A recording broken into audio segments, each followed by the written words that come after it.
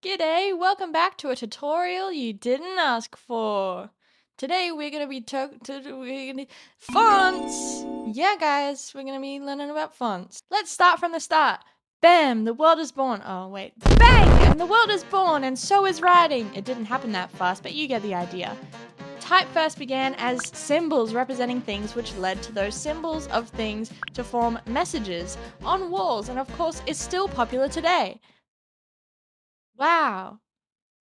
Moving away from wall writing and carved tablets, the 11th century rolled around and China was like, hey, what if you could make this easier? So they created these letter blocks, which would later be used to teach babies the alphabet. I'm kidding.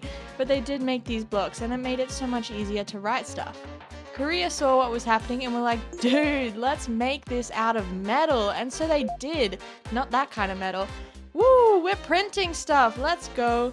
The Western countries were like, dude, good thing our alphabet is so easy. Let's start mass producing books and stuff using these reusable character blocks and stamp them onto paper.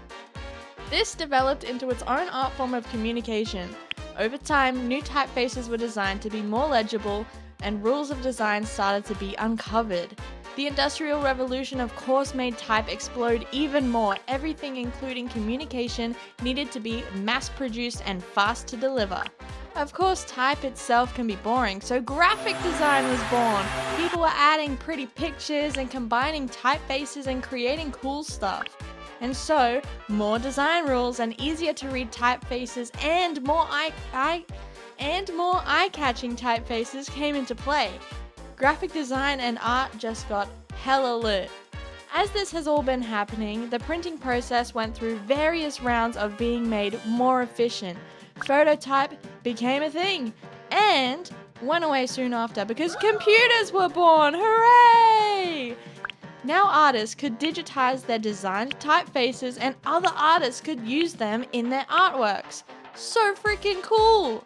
Oh, and not to mention, now Comic Sans would divide the world forever, torn between a font for comics and a meme for bad graphic design. Let's talk about the different types of typefaces. Serif. Serifs are fonts that have the hats and tails on the letters, the fancy looking stuff. Sans serif. Sans means without, so the boring looking stuff. Usually used for simplicity and ease of reading. Slab serif is a serif, but a slab. Script is cursive handwriting stuff. And everyone's favorite, display, which is more for the decoration than it is practicality. Fonts versus typefaces. This gets confusing, so listen up. Typeface is the whole family. It's basically like the surname. And fonts are the different people, like the first names. So medium and bold are the parents, and italics is the middle child with a lot of attitude. Arial is the typeface. But if that Arial is in bold, then that Arial bold is the font. Arial's not a very good example of this. Our beautiful display fonts are typically only fonts because they don't come in different variations. There are some instances where display fonts do have other variations, but typically you know it's a display font if it looks pretty complicated and is quite showy. But Jaden, you may ask, I have no idea which one to use and when. Well, serif fonts are normally professional, authoritative, and sophisticated. They are seen as reliable, timeless, formal, luxurious, and create a sense of comfort. Sans serif fonts are associated with clean, modern, neutral, objective, stable, simple, and corporate themes. Slab serif fonts are normally important, bold, contemporary.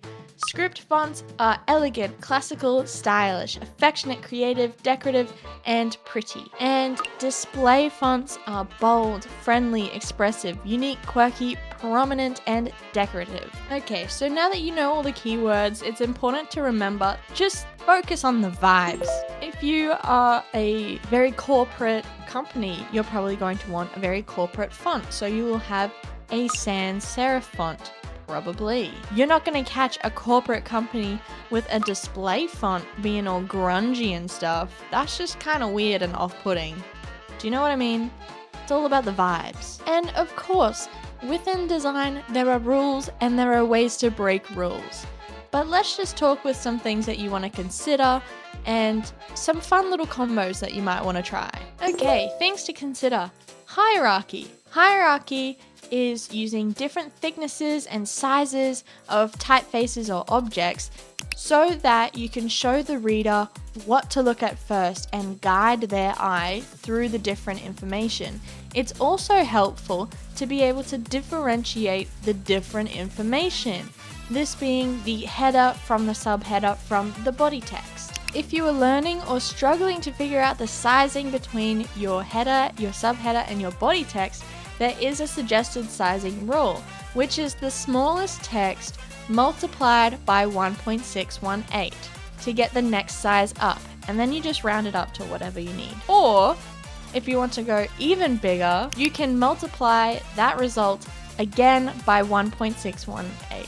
Another thing to consider is to create contrast with your text. Matching the header and the body text can become overwhelming and muddy to look at, so it could be crucial to avoid using a script font for both your header and your body text. You can also create contrast by the weight of the text, so bold, regular, light, things like that, the height of the text, width, size, and capitalization. So you could have the same font for the header and the body, but just have the header as all caps. It's important to remember that you create balance and harmony between the header and the body text. If you're unsure, take inspiration of the shape language from other forms of text out there. Combos to try. Here we have one typeface but using 3 fonts. Bold for the header, italics for the subheader, and regular for the body text. One typeface but with 2 fonts. The black italic for the header and a regular but in caps lock with increased spacing for the subheader and regular normal spacing for body text. 3 fonts, but the header and subheader are of the same typeface. So the header is bold, subheader is regular caps lock with spacing, and the body text is a different but complementary sans serif font. Ignore the thing down the bottom, this is actually 2 fonts. So I have the regular caps lock for the header, regular caps lock with spacing for the subheader, and a different but similar height text for the body. Here we have 3 different fonts, but none of which come under the same typeface. So we have a script for the header, a sans serif in all caps with spacing for the subheader, and a sans serif again with regular spacing for the body text. And finally, my favorite fonts to pair is display fonts. So we have a fancy display font for the header, a similar but less fancy display font for the subheader, and a readable body text that kind of matches the vibe. They all work cohesively together. One thing I cannot stress enough is the complications of fonts and typefaces. Chances are, if you are downloading fonts, you are probably doing it either for your business, for the business that you work for, just for fun, which will probably turn into a business in the future, or some sort of commercial thing. If you are downloading fonts, I highly suggest that you only download free for commercial use, because unless you are keeping track of what is what in your downloads folder, you could face some serious copyright complications for either the company you work for or the freelance work you might stumble upon in the future.